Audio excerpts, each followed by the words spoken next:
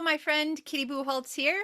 I want to give you some more writing and time management tips to help you out in your new year. It's February of 2023, so very shiny, bright object in front of us the whole year, all for us. What shall we do with our writing? Now, if you're like me, you have a lot of plans and goals in mind, and if you ever wrote them all down, you would probably, I'm saying possibly, probably see that that's actually way more than 1 year's worth of goals. That's what happens to me, which is why I teach a time management class for writers called Going the Distance Time and Project Management for Writers. And the reason why I've been teaching this is because, of course, a lot of times you teach the things that you need to know or keep in mind, or the things that are the culmination of all the things that you learned about a topic that you're really interested in and is important to you. And it's really important to me to get more writing done. And especially recently, I've really attached myself to this idea of getting more writing done with less stress and more peace and joy. So, since that is my plan for this year, I'm reopening my class. I'm going to be recreating parts of it and doing things that are new, and also bringing in all the great tools that I've had for the last 20 years in this class. And one of the things that I wanted to talk to you about today is the difference between micro planning and macro planning. So, in order to get our goals accomplished, first of all, you could just go work on it until you get it done, but it may not happen quite as quickly or as smoothly as what you had envisioned in your mind. So you've probably heard people say you can't change and improve what you're not keeping track of. People say it in a better way than I just said it, but you need to track things in order to figure out how you can make them better. And so that's where the planning comes in. Now, some of you might be thinking, but I'm a discovery writer. I'm a pantser. I don't even know what's going to happen in the next scene of my book, let alone what's going to happen in my year. So let me just show you two different ways to look at it. I'm definitely more on the plotter side. I do like to plan out things. I like just planning out trips that I don't even know that I'll take. So a little homage there to While You Were Sleeping and Sandra Bullock's comment. Actually, was said to her. Um, but even if you're not a huge planner or a lot of it's in your mind, there's a couple of ways that you can look at this so that you can get the most out of your year, but in the way that works best for your personality. So someone like me, I'm more of a micro planner. Again, sort of like, am I a plotter or a pantser? Well, I'm kind of in between. Am I a micro planner or a macro planner? Well, I'm somewhere in between. And a lot of things may depend on the particular thing that you're planning. Like if you're going to plan to take a trip to New York City and stay there for 3 days over 4th of July, then you do have to do micro planning. You need to make sure that you choose not just a plane that goes to New York, but a plane that goes to New York then, and not just a hotel, but a hotel that is available on those particular nights. So that's the macro planning side. And sometimes we have to do macro planning. And everybody is used to this. You do it for the things that you have very specific and probably time sensitive needs for. When it comes to our writing life, just like you can be on the scale between a plotter and a pantser, you can also be on the scale between a macro and micro planner. So on the micro end, you might be thinking about, okay, I want to publish 2 books, and looking at the whole life of yours, everything in your life, which I call my whole path system. And I'll talk to you more about that at another time. Looking at your whole life, what are all the things that need to be accomplished this year? So maybe it's write 2 books, run a half marathon, help my daughter plan her wedding and get married. So those are 3 totally different parts of your life. And when we're looking at the writing part, we can't just look at it in a bubble. We can't just look at it outside of the rest of your life.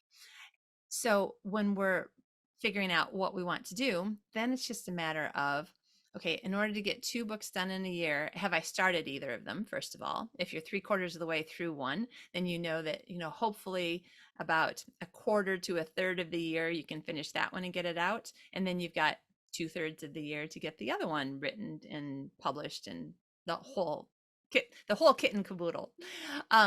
Now, how much you want to plan out that writing portion Just depends on your personality. So you may say, well, I'm 3/4 of the way through book one. So I have 6 chapters to go because I already know how many chapters will be in my book.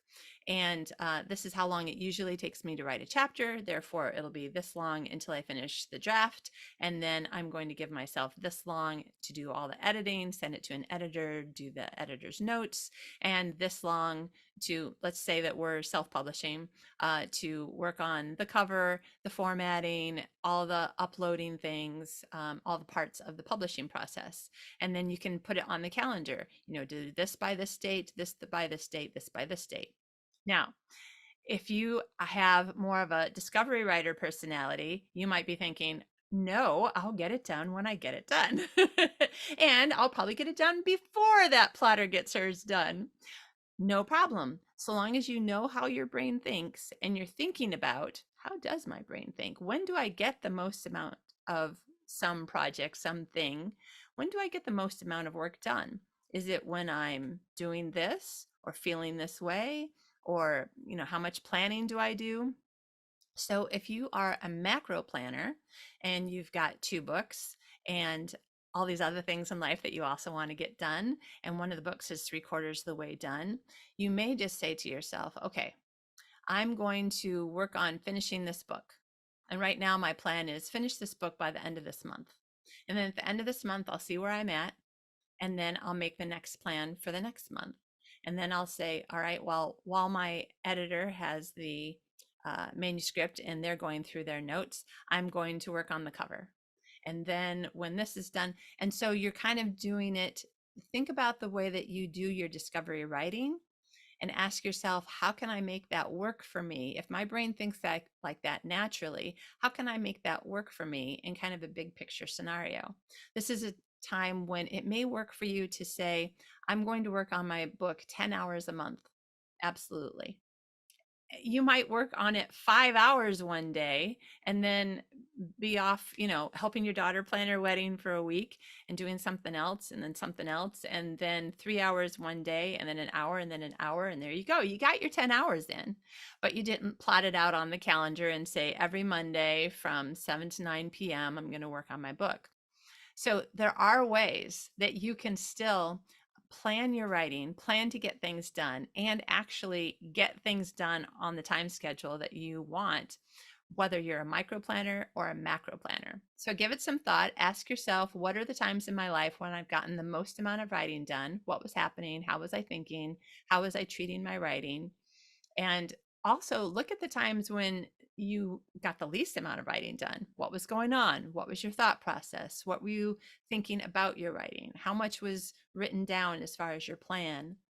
And then find what has been working for you in all these other areas of your life as well, and apply that to how you're going to plan out this year to accomplish your writing goals. And I very much wish you to write more with less stress and more peace and joy this year.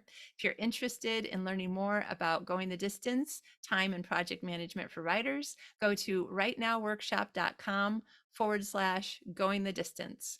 The next class starts on February 20th, 2023, and I will probably be opening it up a few more times this year. I usually only open it at the beginning of the year, but I'm leaning towards opening up a couple more times this year. But right now, the next start date is February 20th, 2000. What? I almost said 2027. Oh, I don't know where my mind is thinking. 2023. And I hope to see you there. Have a great day and enjoy all those little random things that happen in your brain where your brain goes somewhere really weird, like 2027, and ask yourself, what can I do with that in my writing? Have a great day.